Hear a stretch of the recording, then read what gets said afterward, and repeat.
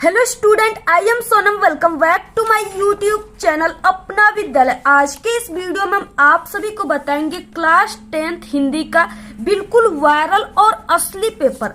आप सभी के बोर्ड एग्जाम में 2024 बोर्ड में बिल्कुल यही हिंदी का पेपर आएगा, क्योंकि ये जो पेपर है ये बिल्कुल वायरल और असली पेपर है और बिल्कुल न्यू पैटर्न पे आधारित है। ठीक है, अगर आप सभी लोग इस पूरे पेपर की तैयारी हिंदी के कर लेते हो तो आप सभी का 10th हिंदी में इस बार 70 में 70 नंबर आएगा, यानी पूर्णांक 70 में 70 नंबर आप सभी का आएगा। ये मेरी 100% गारंटी है। ठीक है, यानी पूरा आप सभी का 100 में 100 नंबर आ जाएगा। और यहाँ पे हम आपको पूरे उत्तर के साथ बताएंगे, यानी इसमें जितने भी प्रकार के क्वेश्चन है सभी के सभी उत्तर के साथ हम आप सभी को बताएंगे। जितना भी क्वेश्चन है इसमें, ठीक है, जितने भी टाइप के क्वेश्चन है सभी बिल्कुल वायरल क्वेश्चन है। ठीक है, और आप सभी का हिंदी का जो पेपर है वो फरवरी में जो आपके एग्जाम होंगे 2024 बोर्ड का, वो बिल्कुल यही पेपर आप सभी का आएगा। ठीक है, बिल्कुल यही पेपर।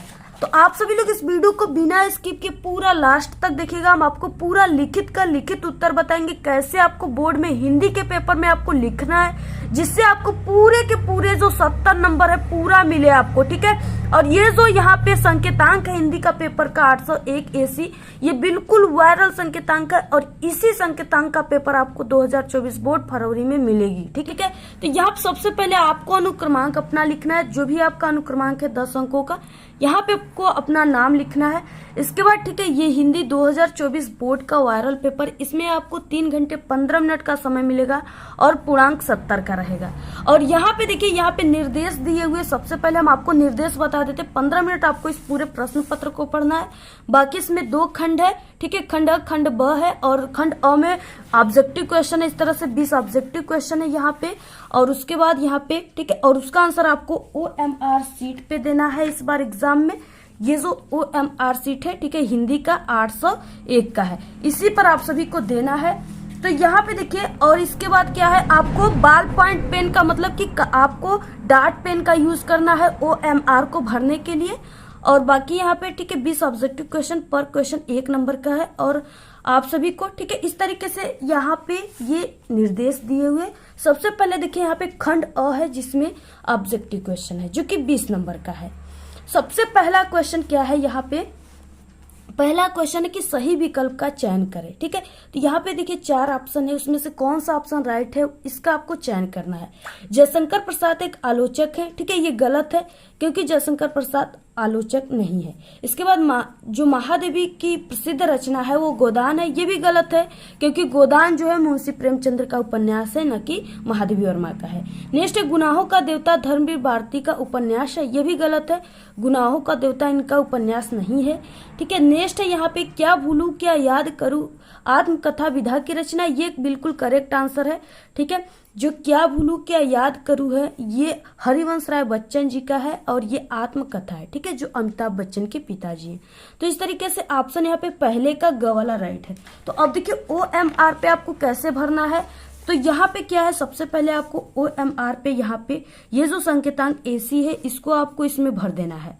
ठीक है, आपको पेन से भरना है। यहाँ पे हम आपको पेंसिल से इस तरह से डेमो बता रहे हैं। यहाँ पे A जो है इसको भर देना है।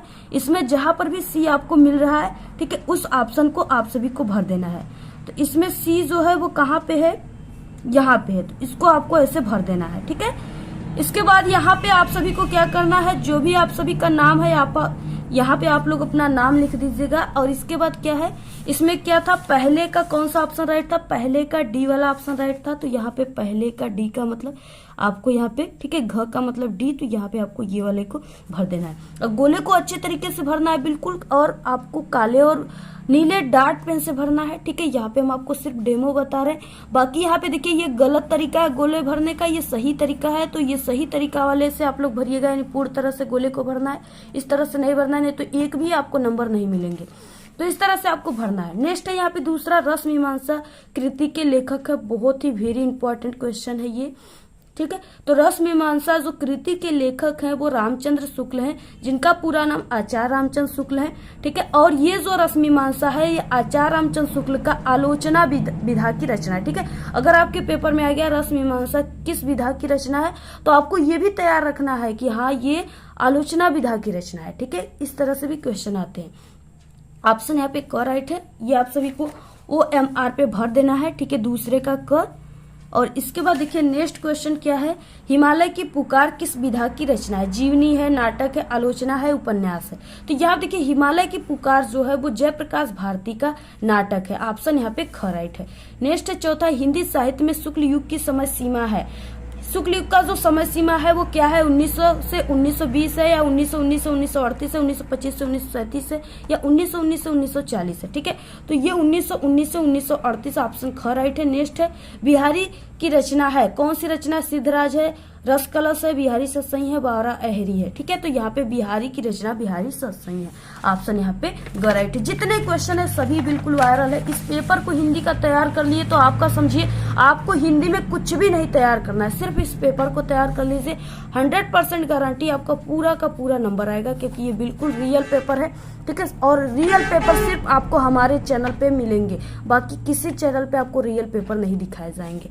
तो यहाँ पे देखिए नेक्स्ट है, यहाँ पे कौन सी रचना जयशंकर प्रसाद की नहीं है? कामयानी है, अजातशत्रु, झरना, साकेत। ये कामयानी जयशंकर प्रसाद की महाकाव्य है, ठीक है। अजातशत्रु जयशंकर प्रसाद की नाटक है, झरना इनकी कृति है, ठीक है। बाकी ये साकेत जो है ये मैथिली शरण गुप्त की है, ये इनका जयशंकर प्रसाद का नहीं है। तो यहाँ पे क्या हो जाएगा? ऑप्शन यहाँ पे घ वाला राइट हो जाएगा।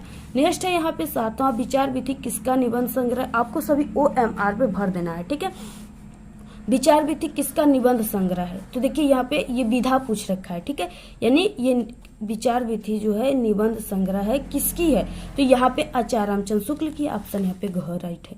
नेक्स्ट है यहाँ पे रामचरितमानस किसकी रचना है? सूरदास की, तुलसीदास की, रसखान का, या कबीर का?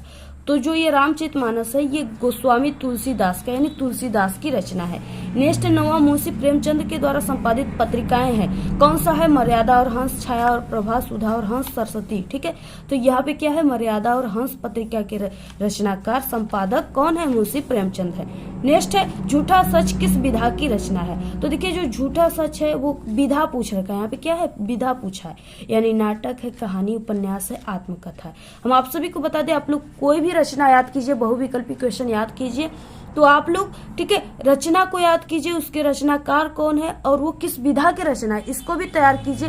क्योंकि सबसे ज्यादा जो कंफ्यूजन वाले क्वेश्चन हिंदी में आते हैं वो विधा वाले ही आते हैं, जिसमें आप लोग अक्सर गलती करते हो, ठीक है। तो यहाँ पे झूठा सच जो है ये उपन्यास विधा की रचना है, और ये यशपाल की है, ये यशपाल जो लेखक है उनकी है, ठीक है। इसके बाद नेक्स्ट है करुण रस जो है करुण रूप का, यानी करुण रस का स्थायी भाव है, शोक है, भय है, हास है, निवेद है। तो यहाँ पे क्या है? शोक होता है। ऑप्शन यहाँ पे करेक्ट है। नेक्स्ट है यहाँ पे पीपल पात सरिस मंडोला में कौन सा अलंकार है? तो देखिए पीपल पात सरिस मंडोला यानी कि पीपल के पत्ते का तुलना मन से किया जा रहा है, ठीक है। तो यहाँ पे क्या हो जाएगा? अनुप्रास अलंकार, रूपक या उपमा श्लेष। तो यहाँ पे देखिए तुलना किया जा रहा है, तो यहाँ पे उपमा अलंकार होता है। जहाँ उपमे में उपमान का यानी तुलना किया जा वहां उपमा अलंकार होता है। तो यहाँ पे ऑप्शन ग राइट है। नेक्स्ट है देखिए 13 सोरठा के प्रथम एवं तृतीय चरण, प्रथम और तृतीय चरण, ठीक है, में कितनी मात्राएं होती हैं? तो देखिए प्रथम और तृतीय चरण में इसके 11 मात्राएं होती हैं। बाकी दूसरे और चौथे चरण में जो होता है वो 13 मात्राएं होती है। तो आप लोग दोनों याद कर लीजिए। इसमें पहला वाला ये पूछा है, ठीक है, तो यहाँ पे 11 मात्राएं। नेक्स्ट 14 अपमान शब्द में कौन सा उपसर्ग लगा है? ठीक है, तो इसमें कौन सा उपसर्ग लगा है? अब देखिए उपसर्ग का मतलब सबसे पहले आप लोग समझिए। यहाँ पे हम आपको कोई भी बातें रटी रटाई नहीं बताएंगे, बिल्कुल 100% समझा कर बताएंगे आपको, ठीक है। जिससे आपको कोई भी उपसर्ग अगर आ जाए तो आपको उसमें रटना नहीं है, आपको उसमें समझकर उसको सही और निशान मारना है, ठीक है। तो देखिए अपमान शब्द में उपसर्ग पूछा। उपसर्ग का मतलब कि ये जो अपमान वर्ड दिया है यहाँ पे, इसके आगे कौन सा शब्द लगा हुआ है? तो यहाँ पे अप लगा हुआ है, ठीक है। अप में यहाँ पे मान जोड़ दिया गया है, तो ये अपमान बन गया। तो जो आगे लगे वाले वर्ड हैं लगने वाले, उसी को उपसर्ग कहते हैं। तो इसमें अपमान में कौन सा आगे लगा है वर्ड? अप लगा है, तो यहाँ पे उपसर्ग अप हो जाएगा। ऑप्शन का राइट है। नेक्स्ट है राजा और रानी में कौन सा समास है? हम आप सभी को बता दें कि आपको इसको भी रटना नहीं है, ठीक है। यहाँ पे हम आपको ट्रिक भी बताते चले जा रहे हैं। ट्रिक सभी आप लोग ट्रिक से याद कीजिए। आप लोग कोई भी ऐसे आ जाएगा आप लोग समझ जाएंगे, ठीक है। राजा और रानी। अब देखिए यहाँ पे समास पूछ रखा है, तो यहाँ पे जिसमें और शब्द का बीच में लोप हो जाए, ठीक है, जैसे माता और पिता, ठीक है, राजा और रानी, तो इस तरह से अगर आ जाए चाचा और चाची, ठीक है, तो यहाँ पे जहां पर और शब्द का बीच में लोप हो जाए वहां पे आप लोग बिल्कुल बिना सोचे आप लोग द्वंद्व समास पे ऑप्शन मार के आइए, 100% बिल्कुल राइट हो जाएगा। ठीक है, ये आप लोग ट्रिक याद कीजिए, जहां पे और शब्द बीच में आ जाए यानी और शब्द का जहां पे लोप हो जाए वहां पे द्वंद्व समास होता है। नेक्स्ट है यहाँ पे 16, कुआं का तत्सम है कुआं, ठीक है, कुआं का तत्सम पूछ रखा है। कूप होता है, नदी होती है, कूप होता है या कुइया होता है। तो देखिए यहाँ पे कूप होता है, लेकिन जो कूप है, ठीक है, वो इस तरह से इधर की मात्राएं कूप की होगी। ऑप्शन यहाँ पे ग राइट है। इसके बाद नेक्स्ट क्वेश्चन क्या है, नेक्स्ट है यहाँ पे 17 क्वेश्चन। 17 क्वेश्चन में क्या दिया हुआ है, युष्मत की विभक्ति और वचन बताइए। ठीक है, यहाँ पे देखिए लास्ट में त आया हुआ है। हमारे चैनल पे विभक्ति और शब्द रूप पहचानने की बहुत ही अच्छी ट्रिक हमने बताया, जिससे आप लोग अगर आप लोग उस ट्रिक को जान जाओगे तो 1000 प्लस आप लोग विभक्ति और वचन को मात्र आप लोग छोटे से ट्रिक से याद कर सकते हो। ठीक है, तो अगर आप लोग वो वीडियो नहीं देखे हो तो आप लोग हमारे चैनल पे विजिट करके देखिए, या आप लोग यूट्यूब पर सर्च कीजिए विभक्ति पहचानने की ट्रिक अपना विद्यालय, तो वहां पे हमारी वीडियोज आ जाएंगी, आप लोग वहां से क्लिक करके आसानी से देख सकते हो। ठीक है, आपको कोई भी वीडियो चाहिए तो आप लोग उस टॉपिक का नाम यूट्यूब पर लिखकर या बोलकर सर्च कीजिए, ठीक है, और हमारे चैनल का साथ में नाम लेकर हमारी वीडियोस वहां पे आ जाएंगी, आप लोग आसानी से देख पाओगे। हमारे अगर आप लोग किसी भी सब्जेक्ट में कमजोर हो और आप लोग पास होना चाहते हो, आपकी तैयारी नहीं हुई है, तो हमारे चैनल पे सभी विषय में पास होने की ट्रिक है। ठीक है, आप सभी का सभी विषय में, जैसे आप लोग मैथ में कमजोर हो, इंग्लिश में कमजोर हो, या कोई भी सब्जेक्ट है, तो हमारे चैनल पे सभी में पास होने की ट्रिक है। आपको इसी वीडियो के लास्ट में 4 प्लेलिस्ट दिखेंगी, उस पर क्लिक करके भी आप लोग देख सकते हो सभी ट्रिक की वीडियो, या आप लोग यूट्यूब पर सर्च कीजिए गणित में पास होने की ट्रिक अपना विद्यालय, तो वहां पे भी हमारी वीडियो आ जाएंगी, वहां से भी आप लोग देख सकते हो। अगर आप लोग नहीं पढ़े हो, कमजोर हो किसी भी सब्जेक्ट में, 100% मेरी गारंटी आप लोग पास ही नहीं बल्कि बहुत अच्छे नंबर लाओगे। ठीक है, तो आप लोग जरूर देखिए। तो देखिए यहाँ पे त दिया हुआ है लास्ट में। ठीक है, लास्ट में अगर त आ जाए तो वो पंचमी विभक्ति बहुवचन होगा, ऑप्शन ख राइट है। नेक्स्ट है, जिस वाक्य में एक उद्देश्य और एक विधेय होता है उसे कहते हैं। ये जो है यहाँ पे, ठीक है, ये तीनों जो है बिल्कुल न्यू आए हैं आपके हिंदी में क्वेश्चन। तो जिस वाक्य में उद्देश्य और एक विधेय होता है, ठीक है, वो सरल वाक्य होता है, ऑप्शन ग राइट है। पुरुष जब वाक्य की क्रिया के लिंग वचन और एक वचन पुल्लिंग तथा अन्य पुरुष में हो तो उसे कहते हैं, ठीक है, उसे क्या कहते हैं, भावे का प्रयोग कहते हैं, ऑप्शन ख राइट है। कमल का पर्यायवाची शब्द है, जलद है, नीरद है, ठीक है, पंकज है, या इनमें से सभी। तो यहाँ पे अगर जल के पर्यायवाची में द लास्ट में लग जाता है तो ये बादल का पर्यायवाची बन जाता है। ठीक है, तो ये दोनों तो बिल्कुल नहीं है, इसमें द लगा हुआ है। और यहाँ पे क्या है, पंकज जो है कमल की पर्यायवाची। अगर आप लोग ये भी ट्रिक याद करना चाहते हो कि जैसे जल के पर्यायवाची में लास्ट में अगर आप लोग ज लगा दोगे तो ये कमल की पर्यायवाची बन जाएगी। ठीक है, तो इस तरह से आप लोग ट्रिक से याद कीजिए। आ गया क्वेश्चन खंड ब वर्णात्मक प्रश्न। ठीक है, पहला इसमें दिया है, निम्नलिखित गद्यांश पे आधारित आपको 3 प्रश्नों का उत्तर देना है, जो कि पर क्वेश्चन 2 नंबर का है। ठीक है, और 3 क्वेश्चन है 6 नंबर के हैं। और ये जो सबसे पहला गद्यांश दिया है ये वेरी इंपॉर्टेंट है, यानी हर साल आपके एग्जाम में आता है, कई बार आ चुका है और इस बार भी 100% पक्का आएगा। ठीक है, तो यहाँ पे क्या है, जो तरुण संसार के जीवन संग्राम से दूर है उन्हें संसार का चित्र बड़ा ही मनोहक प्रतीत होता है। ठीक है, जो वृद्ध हो गए हैं, जो अपनी बाल्यावस्था और तरुणावस्था से दूर हट आए हैं, उन्हें अपने अतीत काल की समृद्धि बड़ी सुखद लगती है। वे अतीत का ही स्वप्न देखते हैं। तरुणों के लिए जैसे भविष्य उज्जवल होता है, वैसे ही वृद्धों के लिए अतीत वर्तमान से दोनों को असंतोष होता है। तरुण भविष्य को वर्तमान में लाना चाहते हैं और वृद्ध अतीत को खींचकर वर्तमान में देखना चाहते हैं। तरुण क्रांति के समर्थक होते हैं और वृद्ध अतीत गौरव के संरक्षक होते हैं। ठीक है, इन्हीं दोनों के कारण वर्तमान सदैव क्षुब्ध रहता है और इसी से वर्तमान काल सदैव सुधारों का काल बना रहता है। इस तरह से दिया हुआ है गद्यांश। अब इसमें 3 क्वेश्चन क्या क्या है, पहला है उपयुक्त गद्यांश का संदर्भ लिखने के लिए, दूसरा है रेखांकित अंश की आपको व्याख्या करने के लिए, तीसरे में एक क्वेश्चन है। अब देखिए, सबसे पहले आपको संदर्भ लिखने के लिए सबसे पहले इसको पहचानना होगा कि हाँ, ये जो दिया है ठीक है, गद्यांश वो ये किस पाठ का है और इसके लेखक कौन है। आप सभी को हम बता दें कि इस बार जो आप सभी के हिंदी में 30% जो अगले साल कम हुए थे, ठीक है, वही सभी यानी 30% जो कम हुए थे वो भी आपको इस बार पढ़ना है और उससे भी क्वेश्चन आएंगे। यानी आपको पूरा हिंदी इस बार पढ़ना है, पूरा चैप्टर। 3 चैप्टर जो आए हुए पहले कम किए गए थे वो भी अब आपको पढ़ना है। अब देखिए आपको संदर्भ जो है कैसे लिखना है। तो सबसे पहले प्रश्नोत्तर संख्या, ठीक है, पहला है तो आप लोग इस तरह से आप लोग लिख लीजिए प्रश्नोत्तर संख्या। इसके बाद ये क्या है, गद्यांश है, तो आपको यहाँ पे गद्य लिखना है। और इसके बाद ये जो गद्यांश दिया आपको इसके आगे के 2 वर्ड, फर्स्ट के 2 वर्ड डैश डैश करके आपको लास्ट को 2 वर्ड लिखना है, ठीक है। जो तरुण संसार डैश डैश बना रहता है, ठीक है, तो यहाँ पे इस तरह से लिख देना है। संदर्भ आपको पहला क्वेश्चन में दिया है, हेडिंग आप लोग लिख दीजिए संदर्भ, ठीक है। यहाँ पे आप सभी लोग पहले क्वेश्चन यानी यहाँ पे लिख सकते हो आप सभी लोग, या पहला भी लिख सकते हो।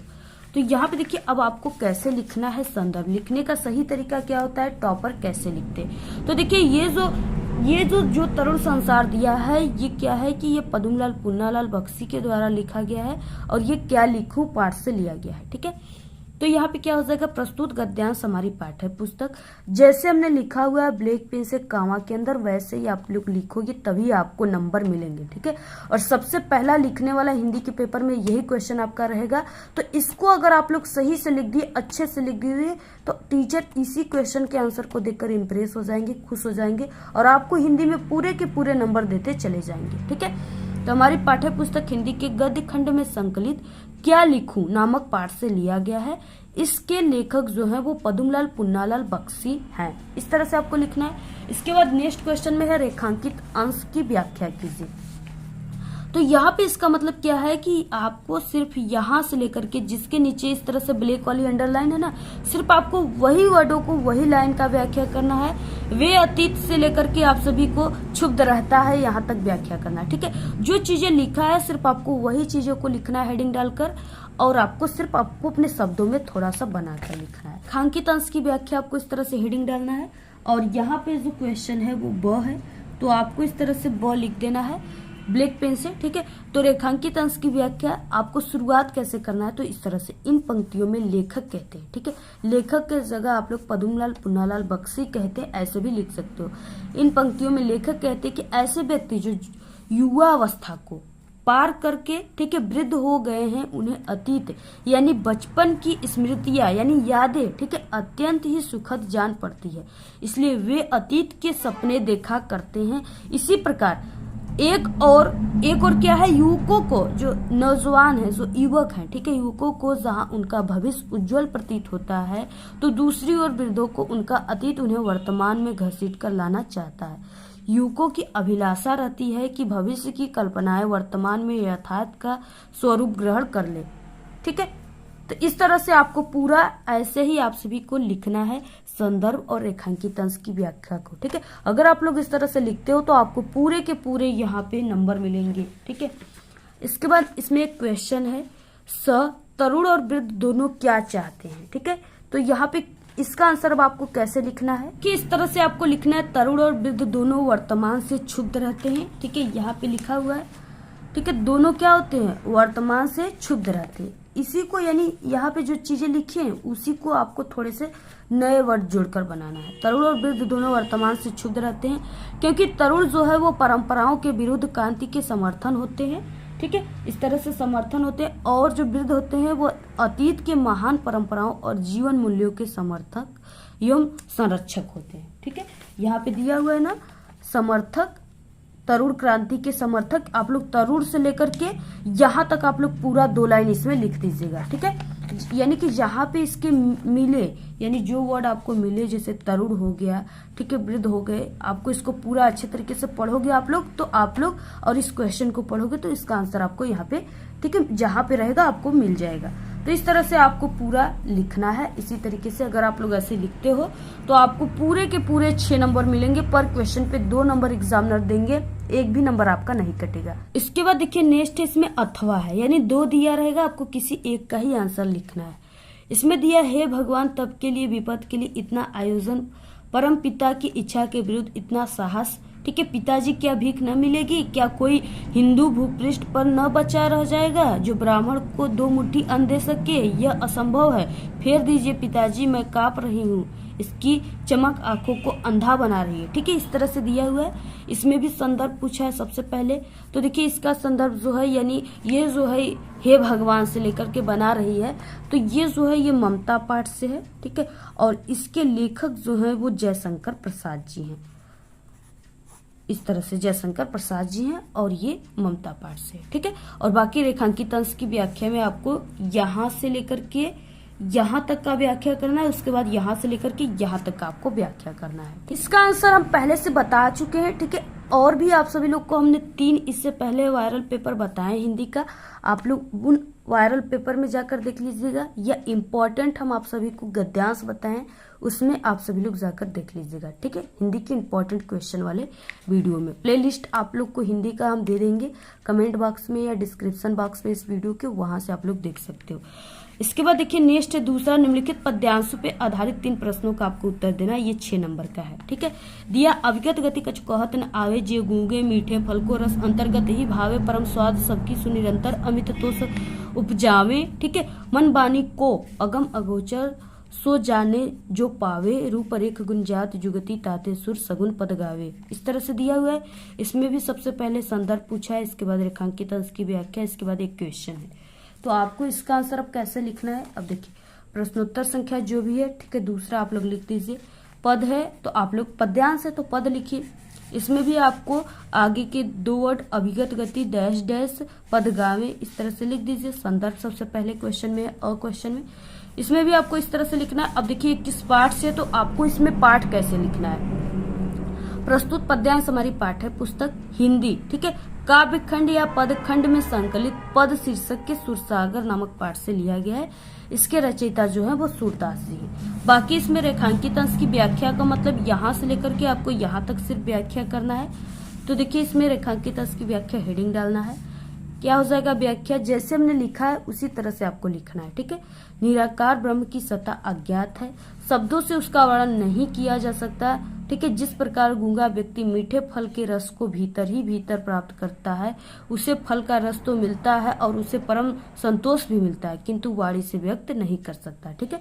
जिस प्रकार जैसे कोई भी गूंगा व्यक्ति है जो बोल नहीं पाता है, अगर आपको उसको आप लोग उसको कितना भी स्वादिष्ट खाना या कोई भी चीजें फल वगैरह कुछ भी आप लोग दे दोगे, ठीक है, वो खाएगा, लेकिन अगर आप लोग पूछोगे कि ये कैसा लग रहा है, इसका स्वाद कैसा है, तो वो अपने वाणी से, ठीक है, यानी वो उससे बोलकर नहीं व्यक्त कर सकता है। तो यही बात है। और उसी प्रकार जो है ये निराकार ब्रह्म जो है, इनकी भी जो सत्ता है, शक्ति है, वो बिल्कुल अज्ञात है, ठीक है।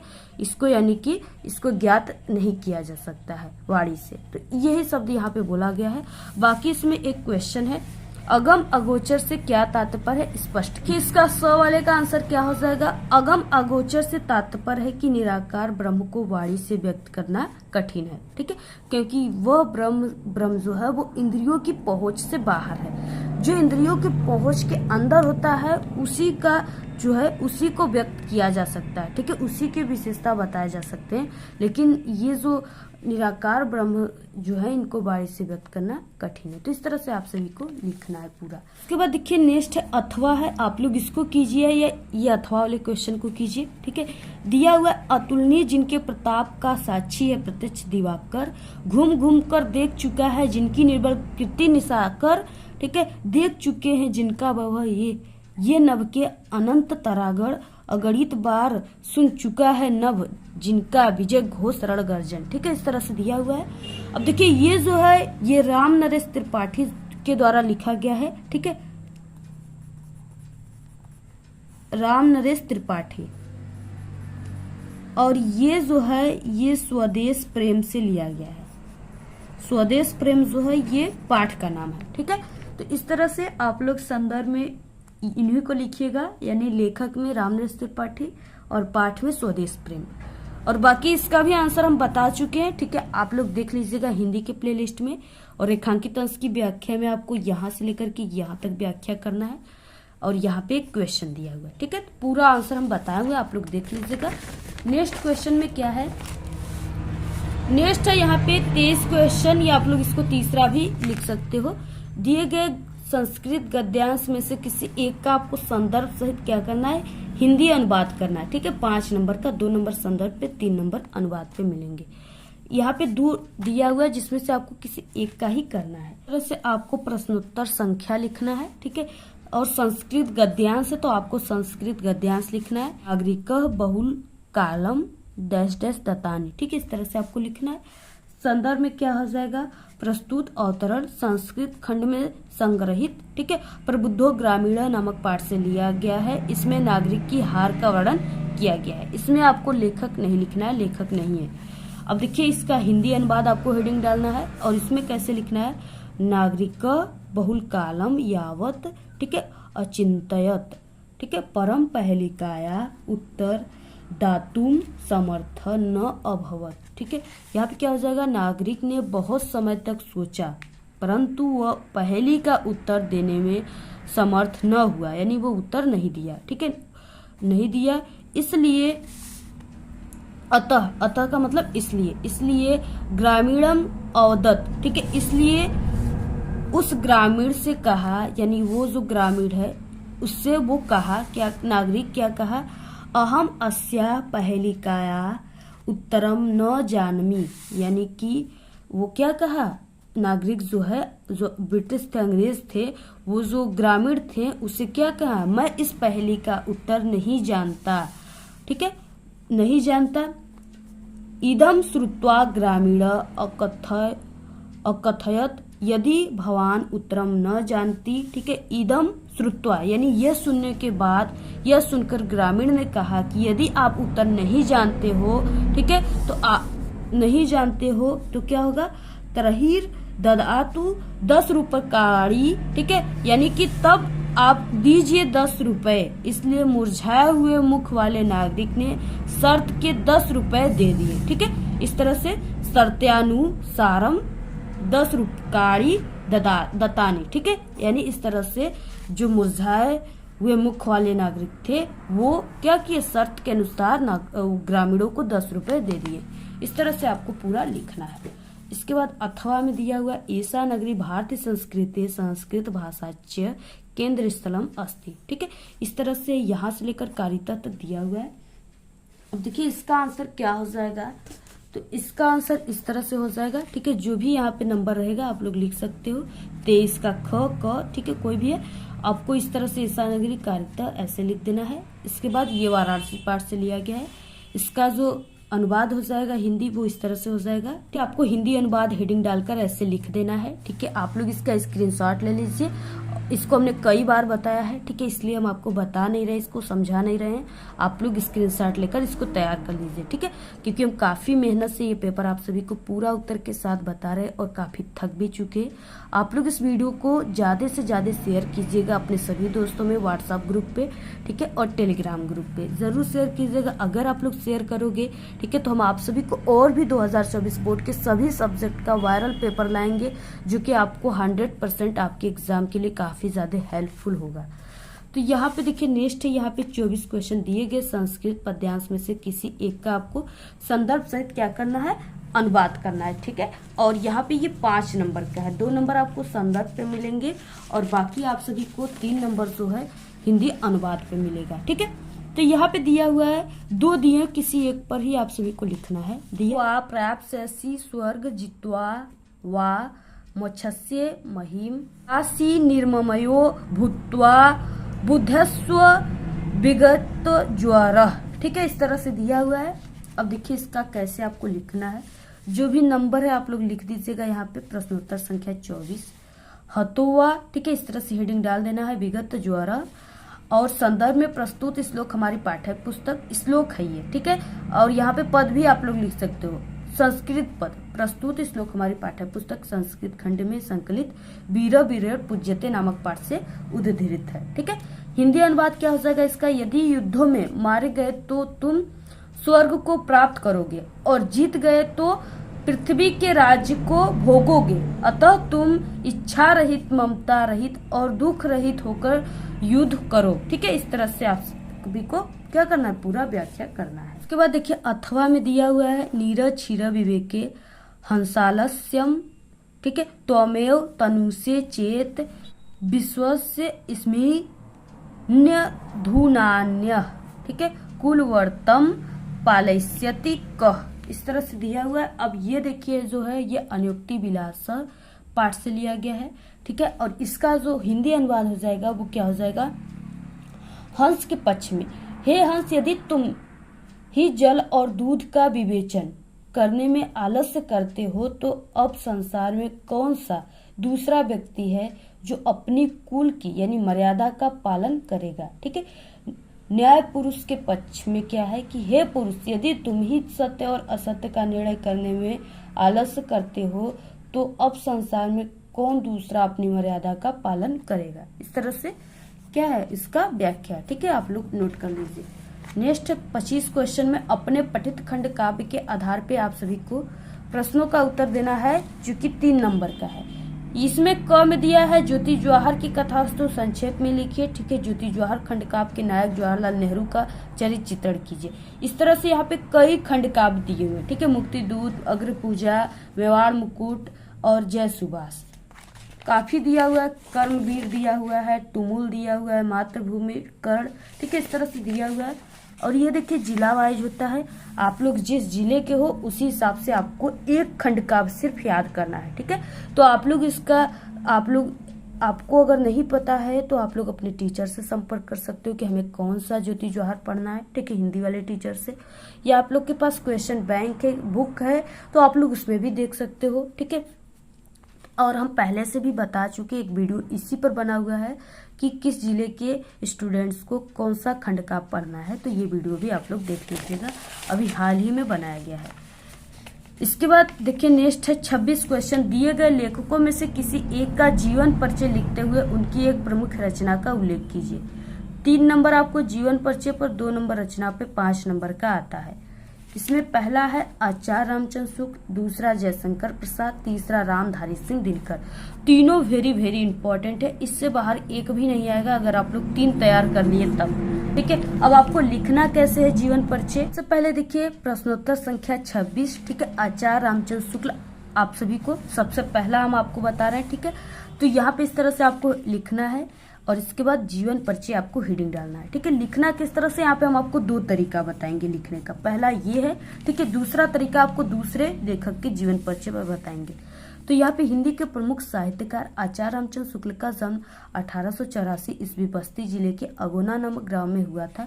इनके पिता का नाम चंद्रवली शुक्ल तथा माता का नाम विभासी था। इनकी प्रारंभिक शिक्षा हमीरपुर में हुई। 1921 में मिर्जापुर के मिशन स्कूल से हाई स्कूल की परीक्षा उत्तीर्ण की। गणित में कमजोर होने के कारण इंटर की परीक्षा नहीं दे सके। कुछ दिनों तक इन्होंने नागरिक परिचालिका सभा पत्रिका का संपादन किया। श्वास का दौरा पड़ने के बाद सन 1941, ठीक है, यानी यहाँ पे सन 1941 में इनका निधन हो गया। इनकी रचनाएं रस मीमांसा, चिंतामणि, त्रिवेणी, विचार विधि है। इस तरह से आपको पूरा लिखना है, स्क्रीनशॉट आप लोग ले लीजिए, ठीक है, ऐसे लिखना है। और अगर आप लोग इस तरह से लिखते हो तो आपको पूरे 5 नंबर मिलेंगे। और नेक्स्ट क्या है, नेक्स्ट है जयशंकर प्रसाद। आपको देखिए दूसरा तरीका है इस तरह से बॉक्स बनाकर लिखना, जो कि एक टॉपर की तरीका होती है, और इसी तरीके को देखकर एग्जामिनर आपको फुल मार्क्स देते हैं, ठीक है। आपको इस बॉक्स में नाम, जन्म स्थान, पिता का नाम, रचनाएं और मृत्यु को लिखना है इस तरह से, ठीक है। आप लोग इसका स्क्रीनशॉट ले लीजिए और आप लोग इसको लिखिए, ठीक है। और यहाँ पे आपको रचना इसके लिखना है। अगर आप लोग इस तरह से लिखते हो आपको पूरे के पूरे 5 नंबर मिलेंगे, एक भी नंबर आपका नहीं कटेगा, ठीक है। आप लोग इसका स्क्रीनशॉट लेकर तैयार कर लीजिए।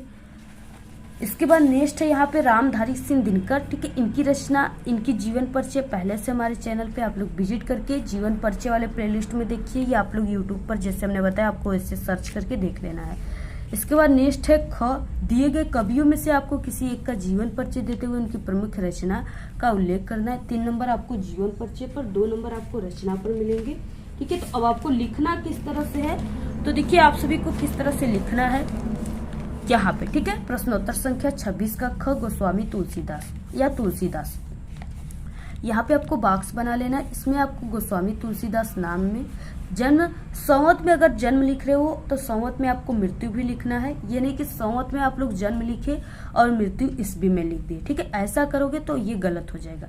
और देखिए जो गोस्वामी तुलसीदास जी हैं, इनके जीवन और मरण में, ठीक है, को यानी मरण में तो है लेकिन जीवन जब ये जन्म लिए थे इसके बारे में किसी को भी सही नहीं पता है, ठीक है। कई विद्वान हैं जो अपने अपने मतभेद दिए हैं, उन्हीं के अनुसार आपको ये जन्म के बारे में इनके पता चला है, ठीक है।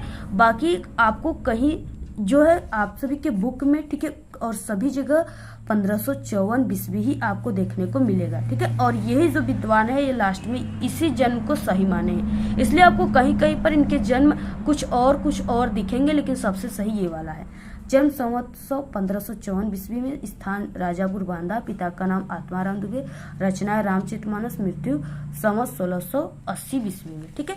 इस तरह से आपको जीवन परिचय यहाँ पे लिखने के बाद जो यहाँ पे हमने लिखा है बॉक्स में, उसी से आपको पूरा जीवन परिचय बनाना है। ऐसे आप सभी लोग लिख लीजिए, ठीक है। हम भी काफी थक चुके हैं, इसलिए आप लोग सिर्फ यहाँ पे स्क्रीनशॉट लेकर ही लिख लीजिए, ठीक है। इस तरह से पूरा आपको लास्ट में रचना लिख देना है। इसके बाद देखिए सुमित्रा नंदन पंत बिहारी जी का पहले से बता चुके, और आप लोग कमेंट करोगे तो न्यू वीडियो भी बहुत जल्दी आ जाएगी। सिर्फ आप लोग चैनल को सब्सक्राइब करके रखिए। आपका मात्र आपके पास देखिए टाइम बिल्कुल नहीं बचा है। जो कम टाइम है ना, हमारा ही एक ऐसा यूट्यूब पर चैनल है जो बिल्कुल कम टाइम में ही स्टूडेंट्स को काफी अच्छा तैयारी कराता है, जिससे आप लोग हमारे चैनल से कम टाइम में भी आप लोग 95% बहुत ही आसानी से ला पाओगे। हर साल जितने भी स्टूडेंट्स क्लास 10th के, ठीक है, पढ़ते हैं हमारे चैनल पे, हर साल वो बहुत ही कम समय में सिर्फ हमारे चैनल से पढ़ करके, ठीक है, अच्छे परसेंट यानी 95-96% लाकर जिला टॉप ही नहीं बल्कि प्रदेश टॉप भी करते हैं। तो आप लोग भी चैनल को सब्सक्राइब कर लीजिए, ठीक है। और डेली जितने भी वीडियो आ रहे हैं सभी को आप लोग वॉच कीजिए, एक भी वीडियो को मिस मत कीजिए। आपका भी इस कम समय में भी मेरी 100% गारंटी कि आपका 95-96% आ जाएगा, ठीक है। सिर्फ आप लोग मेहनत कीजिए, और हम आप सभी लोगों के लिए तो मेहनत कर ही रहे हैं, लेकिन आपको भी मेहनत करने की जरूरत है, तभी आप लोग अच्छे नंबर ला पाओगे। तो यहाँ पे देखिए 27 में क्या अपनी पाठ्य पुस्तक से कंठस्थ कोई एक श्लोक लिखिए जो इस प्रश्न पत्र में ना आया हो, ठीक है। आपको वही श्लोक लिखना है जो इस प्रश्न पत्र में ना आया हो। तो आप लोग लिख सकते हो सर्वे भवन्तु सुखिनः, सर्वे सन्तु निरामय, सर्वे भद्राणि पश्यन्तु मा कश्चित् दुःखं भाग्भवेत्, ठीक है। ये वाला आप लोग लिख सकते हो जो कि 2 नंबर का है। 28 क्वेश्चन है। निम्नलिखित में से किन्हीं 2 प्रश्नों का उत्तर आपको संस्कृत में देना है। आपको 1 नंबर, ठीक है, 2 नंबर यानी 1-1 नंबर आपको मिलेंगे। सिर्फ 2 का ही लिखना है, 4 क्वेश्चन है, ठीक है। अब आपको लिखना कैसे है इसका पूरा हम आप सभी को आंसर के साथ बता दें। तो यहाँ पे हो जाएगा कुत्र मरणम मंगलम भवति, तो इसका आंसर क्या हो जाएगा, वाराणस्याम मरणम मंगलम भवति, ठीक है, इसका आंसर हो जाएगा। नेक्स्ट है वीर केन पूज्यते, तो वीर वीरेण पूज्यते। इसके बाद नेक्स्ट है भारतीय संस्कृति मूलम किम अस्ति, तो विश्वस्य श्रेष्ठा ईश्वर एक एवं अस्ति इति भारतीय संस्कृति मूलम अस्ति, ठीक है। पूर्व राजा का आसित, पूर्व राजा एक भारत वीर आसित। तो इस तरह से 4 आंसर हमने पूरा आपको चारों आंसर बता दिया। आपको सिर्फ 2 ही क्वेश्चन का आंसर लिखना है जो कि 1-1 नंबर का है, 2 नंबर का, ठीक है। तो इस तरह से आपको लिखना है। बाकी नेक्स्ट क्वेश्चन क्या है, देखिए नेक्स्ट है 29 क्वेश्चन, जिसमें आता है निबंध, जो कि 7 नंबर का आपके पेपर में आता है। इसमें से आपको किसी एक विषय पर ही निबंध लिखना है। पहला है विज्ञान, वरदान या अभिशाप, ठीक है। दूसरा है भ्रष्टाचार, कारण और निवारण। तीसरा है सबसे इम्पोर्टेंट पर्यावरण प्रदूषण की समस्या और समाधान। नेक्स्ट है छात्र जीवन में अनुशासन का महत्व। ये चारों जो है वेरी इंपॉर्टेंट है, हर साल आपकी हिंदी के पेपर में आता है। आप लोग किसी भी साल के हिंदी के पेपर को उठाकर देख लीजिए, जरूर छपे रहेंगे, ठीक है। तो देखिए यहाँ पे हम आपको विज्ञान, वरदान और अभिशाप पे बताएंगे, और पर्यावरण प्रदूषण पे बताएंगे। बाकी भ्रष्टाचार पे पहले से हम बता चुके। आप लोग यूट्यूब पर सर्च कीजिए भ्रष्टाचार पे निबंध अपना विद्यालय, तो वहाँ पे हमारी वीडियोस आ जाएंगे, ठीक है। तो इसका देखिए किस तरह से हो जाएगा, 29 है या 9 है, आपको लिख देना है। इसके बाद जो भी टॉपिक पे आप लोग लिख रहे हो, तो यहाँ पे विज्ञान, वरदान है या अभिशाप, इस पे हम लिख रहे हैं, ऐसे आप सभी को लिख देना है। नेक्स्ट है सबसे फर्स्ट हेडिंग है रूपरेखा, और रूपरेखा में आप सभी को क्या लिखना है, तो देखिए रूपरेखा में क्या लिखना होता है, जैसे जिस टॉपिक के बारे में यानी जिस निबंध के बारे में आप लोग लिखोगे उससे रिलेटेड आपको हेडिंग लिखने होते हैं, ठीक है, यानी हिंट्स के रूप में। तो यहाँ पे हम ये विज्ञान वरदान या अभिशाप जो है इस निबंध में हम कितने हेडिंग का यूज करेंगे, कौन कौन से हेडिंग है, तो यहाँ पे रूपरेखा में वही लिखना होता है। जैसे प्रस्तावना विज्ञान वरदान है, विज्ञान की देन विज्ञान वरदान या अभिशाप, और लास्ट हेडिंग उपसंहार है। ठीक है, तो सबसे पहली हेडिंग इसमें प्रस्तावना था, तो यहाँ पे आपको प्रस्तावना लिखना है। ठीक है, उसके बाद देखिए यहाँ पे प्रस्तावना में आपको क्या लिखना है, तो यहाँ पे आप सभी को विज्ञान आज ईश्वर की भांति सर्वव्यापी हो गया है। मानव जीवन का कोई ऐसा क्षेत्र नहीं, कोई ऐसा कोना नहीं जहाँ विज्ञान न हो। विज्ञान की बदौलत आज मानव जीवन एक रंगीन कल्पनाओं का सुनहरा संसार बन गया है। ठीक है, ऐसे आपको लिखना है। और ये जो निबंध हम आपको बता रहे हैं बहुत ही सरल शब्दों में बता रहे हैं आप सभी को। ठीक है, नेक्स्ट यहाँ पे विज्ञान वरदान है। अब देखिए विज्ञान वरदान है कि अभिशाप है, इसके बाद ये हेडिंग आपको लिखना है। तो विज्ञान मानव जीवन के लिए एक वरदान स्वरूप है, क्योंकि विज्ञान ने वह कर दिखाया जो हमने कभी कल्पना नहीं किया था। विज्ञान कई क्षेत्रों में अपना परचम लहराया। ठीक है, यानी आप सभी को आपको इस तरीके से शुरुआत करना है, और आपको एक हेडिंग पूरा हो जाने के बाद आपको 1 से 2 लाइन छोड़ने के बाद गैप देने के बाद नेक्स्ट हेडिंग आप सभी को लिखना है। ठीक है, इसके बाद देखिए विज्ञान का देन, आपको हेडिंग डालना है विज्ञान का देन। देखिए विज्ञान की क्या क्या देन है, यानी विज्ञान से हमें क्या क्या मिला है, यही चीजें आप सभी को विज्ञान की देन में लिखना है। तो यहाँ पे देखिए विज्ञान जो है आज परिवहन के क्षेत्र में, ठीक है, संचार के क्षेत्र में, दैनिक जीवन के क्षेत्र में, चिकित्सा के क्षेत्र में, सभी के क्षेत्र में अपना परचम लहराया हुआ है। ठीक है, देखिए परिवहन के क्षेत्र में क्या है, जैसे पहले के जो लोग थे वो क्या करते थे, अब जैसे दादा के जमाने के लोग, ठीक है, वो लोग क्या करते थे कि उन्हें कहीं भी जाना होता था, अपने बेटे से मिलने या बेटी से मिलने, किसी भी रिलेशन में जाना होता था, तो वो क्या करते थे, यानी मीलों वो लोग पैदल चलते थे। तब जाके अगर उनका जैसे 60 किलोमीटर घर है, ठीक है, तो वो 5-6 दिन में पैदल चलते चलते पहुंचते थे धीरे धीरे। लेकिन अब क्या है, अब तो आप सभी लोग यानी कोई ऐसी साधन है जिससे आप लोग आधे घंटे में पहुंच सकते हो, 10 मिनट में पहुंच सकते हो। ठीक है, इस तरीके से 5 मिनट में पहुंच सकते हो, यानी ऐसी साधनें अब हो गई है।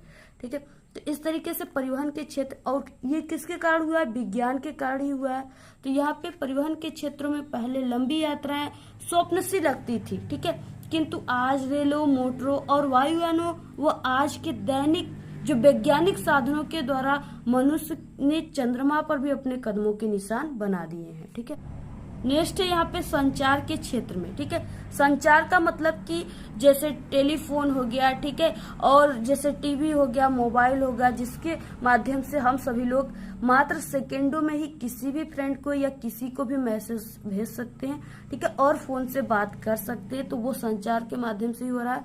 और ये संचार को किसने लाया, विज्ञान ने लाया। ठीक है, तो मोबाइल टेलीफोन के द्वारा सेकेंडों में संदेश भेजा जा रहा है।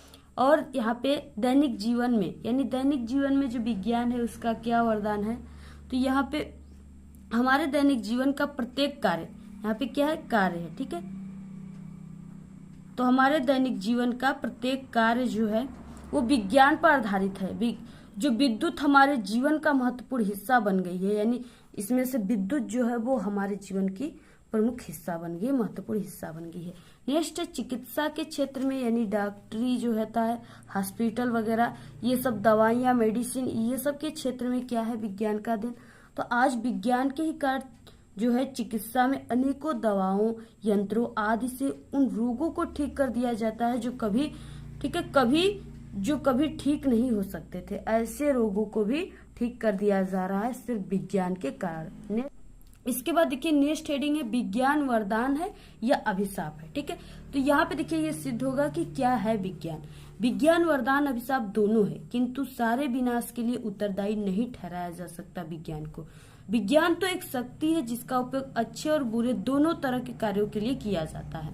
यह एक तलवार है जिससे शत्रु का गला भी काटा जा सकता है और अपना भी काटा जा सकता है। ठीक है, इसलिए विज्ञान वरदान भी है किसी न किसी क्षेत्र में, और किसी न किसी क्षेत्र में ये अभिशाप भी है। तो इस तरह से इसको दोनों माना जाता है। नेक्स्ट है और लास्ट हेडिंग है जो काफी इंपॉर्टेंट होता है, वो है उपसंहार। ये सभी जितने भी आप लोग निबंध लिखोगे ये जरूर उपसंहार लास्ट में हेडिंग रहेगा। इसमें आप सभी को अपना विचार देना होता है कि हाँ ये जो विज्ञान है इसके मत में आप सभी का क्या विचार है। ठीक है, तो इसको आपको बनाकर ही लिखना है। यदि विश्व के वैज्ञानिक विध्वंसात्मक आविष्कारों की प्रकृति का त्याग कर मानवीय कल्याणों के प्रति उन्मुख हो जाए तो शांति का साम्राज्य स्थापित हो जाएगा, सर्वत्र प्रेम और सद्भावना व्याप्त हो जाएगा और ये पृथ्वी स्वर्ग बन जाएगी। बाद आपको प्रश्नोत्तर संख्या लिखना है और जो भी आप लोग यहाँ पे लिख रहे हो यानी नंबर है उसको नंबर आप लोग यहाँ पे लिख दीजिए 29। और नेक्स्ट है यहाँ पे जो भी टॉपिक पर आप लोग लिख रहे हो। सबसे पहला टॉपिक था पेपर में पर्यावरण प्रदूषण, तो हमने यहाँ पे पर्यावरण प्रदूषण पे सबसे पहले हम आपको लिख कर बताएंगे। तो इस तरह से आपको पर्यावरण प्रदूषण लिख देना है ब्लैक पेन से और सबसे फर्स्ट आपको हेडिंग डालना है रूपरेखा। ठीक है, रूपरेखा में आपको क्या लिखना है, आप लोग इस पर्यावरण प्रदूषण के बारे में जितने भी हेडिंग लिखोगे, ठीक है, वही पॉइंट हिंट्स आपको रूपरेखा में लिखना होता है। सबसे फर्स्ट हेडिंग कोई भी आप निबंध लिख रहे हैं, ठीक है, सबसे पहला आप लोग हेडिंग प्रस्तावना डालोगे और सबसे लास्ट हेडिंग उपसंहार डालोगे। ठीक है, ये आपको याद होना चाहिए। अब देखिए प्रस्तावना, दूसरा है प्रदूषण के प्रकार और पर्यावरण प्रदूषण के कारण, प्रदूषण को रोकने का उपाय और उपसंहार। ठीक है, तो यहाँ पे ये इसमें क्या है कि 5 हेडिंग है। अब देखिए 5 हेडिंग के अंतर्गत आपको कैसे शुरुआत करना है, लिखना किस तरह से आपको लिखना है जिससे देखते ही टीचर आपके फर्स्ट पेज को ही देखते ही वो इतना प्रसन्न हो जाए, इतना इम्प्रेस हो जाए कि वो आपको पूरे के पूरे 9 नंबर दे। ठीक है, कैसे शुरुआत करना है, टॉपर कैसे लिखते हैं। तो देखिए यहाँ पे आप सभी को प्रस्तावना हेडिंग डालना है। ठीक है, इसके बाद इसमें आपको देखिए कुछ हिंट्स के रूप में ऐसे लिखना है, विश्व में तेजी से बढ़ती जनसंख्या पर्यावरण प्रदूषण का कारण है। प्रदूषण का अर्थ अब क्या है, स्वच्छ वातावरण में ही जीवन का विकास संभव है। ठीक है, अस्वच्छ वातावरण में अगर हम लोग रहेंगे तो हम लोग अस्वस्थ हो जाएंगे, इसलिए क्या है स्वच्छ वातावरण में, साफ सुथरा वातावरण में जीवन का विकास अच्छे तरीके से संभव है, जहाँ पे कोई बीमारियां भी नहीं आएंगी और आप लोग स्वस्थ रहोगे बिल्कुल। और इसके बाद देखिए यहाँ पे अपने आसपास का वातावरण दूषित हो जाना क्या कहलाता है, प्रदूषण कहलाता है। इस तरह से आपको देखिए कितना अच्छे तरीके से हमने लिखे है, ये एक टॉपर की तरीका होता है। अगर आप लोग हाइलाइटर का यूज करोगे तो और अच्छा रहेगा, यहाँ पे आप लोग हाइलाइटर का यूज कर सकते हो। ठीक है, अगर आपके पास है तो कीजिए, नहीं है तो आप लोग सिर्फ ब्लैक पेन से लिख दीजिए, आपको पूरे नंबर मिलेंगे। तो इस तरह से आपको लिखना है। ठीक है, नेक्स्ट हेडिंग आ गया और नेक्स्ट हेडिंग को आपको 1 से 2 लाइन आपको गैप देकर लिखना है, यानी छोड़कर। जैसे यहाँ पे देखिए 1 लाइन छूटा है और आधी लाइन यहाँ पे छूटा है, इसको समझिए ये 2 लाइन है। इस तरह से आपको लिखना है प्रदूषण के प्रकार। देखिए अगर आप लोग इस तरह से लाइन छोड़कर लिखोगे तो आपका जो है आप लोग कम लिखोगे तब भी वो 4 पेज में हो जाएगा। ठीक है, और ये देखने में भी अच्छा लगेगा। तो यहाँ पे प्रदूषण के प्रकार, आज के वातावरण में प्रदूषण निम्न रूपों में दिखाई पड़ता है। यहाँ पे कितने रूपों में दिखाई देता है, यहाँ पे पहला है वायु प्रदूषण, दूसरा है जल प्रदूषण, तीसरा है ध्वनि प्रदूषण, चौथा है रासायनिक प्रदूषण। ठीक है, ये प्रमुख रूप से 4 प्रकार के होते हैं। पहला आप सभी को जो भी यहाँ पे प्रकार दिया उसको हेडिंग डाल देना है ब्लैक पेन से। पहला है वायु प्रदूषण, इस तरह से आपको लिखना है। उसके बाद वायु प्रदूषण में विशेष प्रकार की गैसें अपने विशेष अनुपात में उपस्थित होती हैं। वायु प्रदूषण हवा में होता है। ठीक है, तो हवा में कई प्रकार की गैसें पाई जाती हैं, जैसे हो गया आपका नाइट्रोजन हो गया, कार्बन डाइऑक्साइड हो गए, ऑक्सीजन हो गए, ये सब पाए जाते हैं। ठीक है, तो यहाँ पे वायु प्रदूषण में विशेष प्रकार की गैसें अपने विशेष अनुपात में उपस्थित हैं। जीवधारी अपने क्रिया में क्या करते हैं, ऑक्सीजन, ठीक है, वो कार्बन डाइऑक्साइड का उपयोग करते हैं।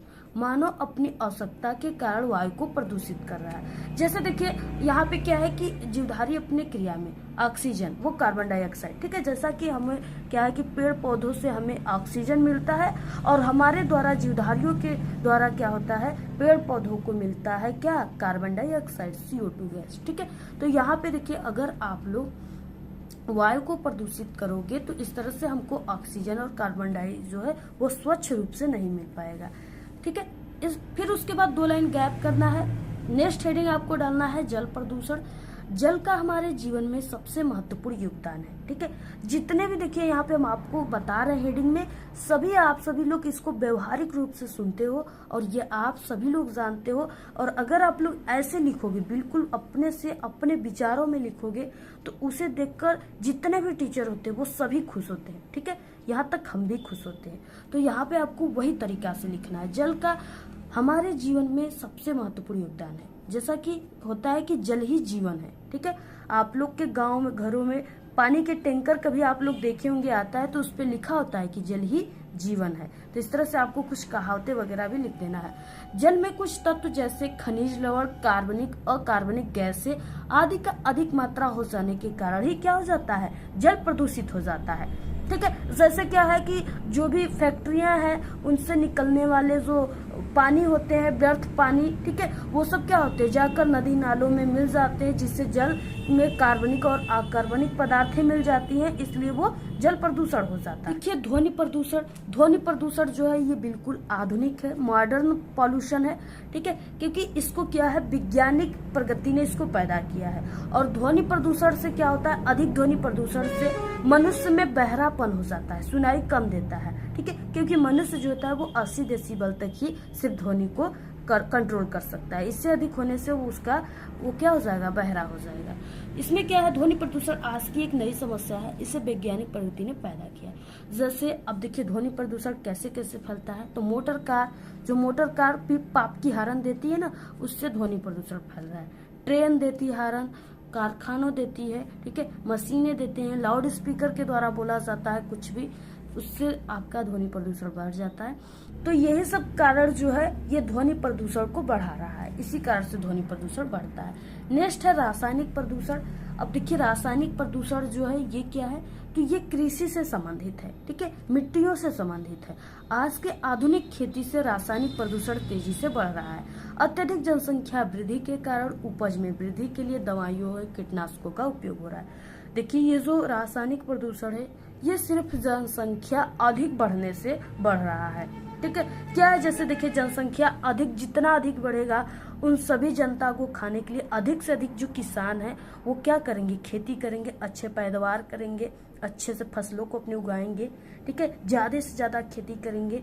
और क्या है कि कुछ जिस किसानों को कम खेत है वो क्या करेंगे, अपने कम खेत में ही अच्छे खाद, यूरिया, ठीक है, यानी उर्वरक और अच्छी से अच्छी कीटनाशक दवाइयाँ और अच्छे से अच्छे फलने फूलने वाले अच्छे से क्या होते हैं जो दवाइयाँ होती, उन सब चीज़ों का यूज़ करें। तो ऐसे साग सब्जियों को अगर हम लोग ग्रहण करेंगे तो क्या हो जाएगा, हम लोग बीमार पड़ जाएंगे। ठीक है, और यही जो जनसंख्या वृद्धि है, इसी कारण से लोग क्या करते, कीटनाशकों का अधिक से अधिक और रासायनिक जो भी उर्वरक है, दवाइयाँ, इन सब का यूज करके किसान अधिक पैदावार करते हैं। जैसे अब इस समय क्या हो रहा है, कोई भी लौकी या कद्दू, ठीक है, या कोहड़ा, ये सब यानी नेनुआ, ये सब जो सब्जियां हैं, आज छोटी सी फूल ली, ठीक है, उसके बाद छोटा सा इतना बड़ा सा फल लिया। ठीक है, इसके बाद इतना बड़ा से फल में किसान क्या किए, इतने बड़े से फल में किसान क्या किए, इंजेक्शन लगा दिए, बड़ा होने वाला। तो आज लगा दिए, एक दिन बाद वो लौवा एक हाथ का हो जाएगा। ठीक है, तो अगर आप लोग ऐसा लौकी, ऐसे कद्दू खाओगे तो आप लोग खुद कद्दू लौकी की तरह हो जाओगे, बीमार पड़ जाओगे, कमजोर हो जाओगे। ठीक है, तो यही सब क्या है, रासायनिक प्रदूषण को अधिक दवाइयाँ, ये सब जनसंख्या वृद्धि के कारण डाला जा रहा है और ये रासायनिक प्रदूषण हो जा रहा है। मिट्टी की उर्वरकता जो है वो अधिक कीटनाशकों, अधिक दवाइयों से नष्ट हो जा रहा है। ठीक है, यही सब है। नेक्स्ट है यहाँ पे प्रदूषण के कारण, यानी प्रदूषण के कारण क्या है, सबसे अधिक कैसे बढ़ रहा है प्रदूषण। यहाँ पे देखिए पर्यावरण प्रदूषण का सबसे बड़ा जो कारण है वो विश्व में क्या है, तेजी से जनसंख्या वृद्धि है। हमने आपको बताया जो ये जनसंख्या वृद्धि है ये सबसे प्रमुख कारण, यही पूरे प्रदूषण को जन्म दे रही है। विश्व की जनसंख्या असुरसा की भांति विकराल रूप धारण किया हुआ है। दूसरा कारण क्या है, विज्ञान है, मानव पर इसका बुरा प्रभाव पड़ रहा है। नेक्स्ट हेडिंग है प्रदूषण को रोकने का उपाय। ठीक है, यानी इसको किस तरह से रोका जा सकता है। तो बढ़ती हुई जनसंख्या पर रोकथाम, यानी बढ़ती हुई जो जनसंख्या है उस पे रोक लगा करके अधिक से अधिक वृक्षारोपण किया जाए, क्योंकि जो वृक्ष होते हैं वो पर्यावरण संतुलन को बनाए रखते हैं तो यहाँ पे वृक्षारोपण आप लोग वृक्ष लगाते हो कि नहीं, कमेंट करके आप लोग जरूर बताइएगा, क्योंकि आप लोगों को भी 1 से 2 वृक्ष लगा देना चाहिए, जो आप सभी लोगों के साथ साथ वो भी बढ़े। ठीक है, जो आप लोग उसको जीवन में याद करोगे, आपका यादगार बन जाएगा और वो आपको अच्छा ताज़ी हवा दे और बिल्कुल स्वच्छ हवा दे। ठीक है, इस तरह से वो आपके लिए काफ़ी लाभदायक रहेगा।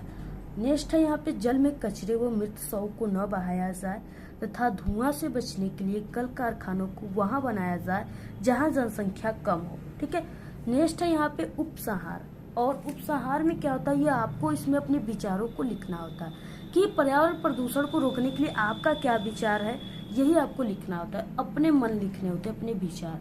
ठीक है, और ये हर एक आपके निबंध में ये उपसंहार जरूर रहेगा लास्ट में। इसके लिए हम सबको मिलकर पर्यावरण को बचाना होगा। प्रदूषण की जो समस्या है वो आज पूरे विश्व में है। ठीक है, इसके लिए शासन व सरकार को भी पूर्ण रूप से इस पे ध्यान देना चाहिए और पर्यावरण को बचाने के लिए उचित कार्य करना चाहिए। और नेक्स्ट तीसरे क्वेश्चन में है छात्रवृत्ति के लिए अपने प्रधानाचार्य को एक पत्र लिखिए, जो कि बिल्कुल न्यू क्वेश्चन है। ठीक है, 4 नंबर में है। और अथवा है शहर की सफाई हेतु अपने शहर के मुख्य नगर अधिकारी को पत्र लिखिए। दोनों इम्पोर्टेंट है। ठीक है, तो इसमें से हम आपको ये वाला आप सभी को बताएंगे, इसको तैयार कर लीजिएगा। ठीक है, यहाँ पे इस तरीके से सफाई के लिए प्रार्थना पत्र है। यहाँ तक आप लोग पूरा स्क्रीनशॉट लेकर तैयार कर लीजिएगा। उसके बाद यहाँ से, ठीक है, अतः आपसे विनम्र निवेदन है, यहाँ से लेकर के पूरा आप लोग तैयार कर लीजिएगा, जरूर आएगा आपके पेपर में। तो इस तरह से अगर आप लोग इस वायरल पेपर की पूरी तैयारी कर लेते हो तो आप सभी का हिंदी में इस बार, ठीक है, 70 में 70 नंबर बिल्कुल पक्का है। ये मेरी 100% गारंटी है। और इससे पहले हम हिंदी के 3 मॉडल पेपर को बता चुके हैं। आप लोग उस मॉडल पेपर के भी जितने भी क्वेश्चन आंसर तैयार कर लीजिएगा, तब जाके आपका 70 नंबर आएगा। ठीक है, ये नहीं कि सिर्फ आप लोग इस पेपर को तैयार कर लिए तो आपका आ जाएगा, नहीं, इसके साथ साथ आप लोग 3 मॉडल पेपर को तैयार कीजिए, जो कि हम प्लेलिस्ट बनाए, वहां से देख लीजिएगा। और हिंदी के जितने भी गद्यांश, पद्यांश और बहुविकल्पी क्वेश्चन के वीडियो आ रहे हैं चैनल पे डेली, उसको भी आप लोग तैयार कीजिए। ठीक है, तब आपका हिंदी में 70 में 70 नंबर आएगा। तो इस तरह से आप लोग इस वीडियो को सभी दोस्तों में शेयर कीजिए। ऐसे भी और भी आपको सब्जेक्ट के वायरल पेपर की वीडियो चाहिए तो आप लोग जरूर कमेंट करके बताइए, हम आप सभी को तुरंत वीडियो प्रोवाइड करा देंगे। तो आज के इस वीडियो में सिर्फ इतना ही। आपको ये वीडियो कैसा लगा? अगर वीडियो पसंद आए तो एक बड़ा सा लाइक कर दे, चैनल पे नए तो सब्सक्राइब करके बेल आइकन को जरूर प्रेस कर दे। Thanks, all the very best, bye bye.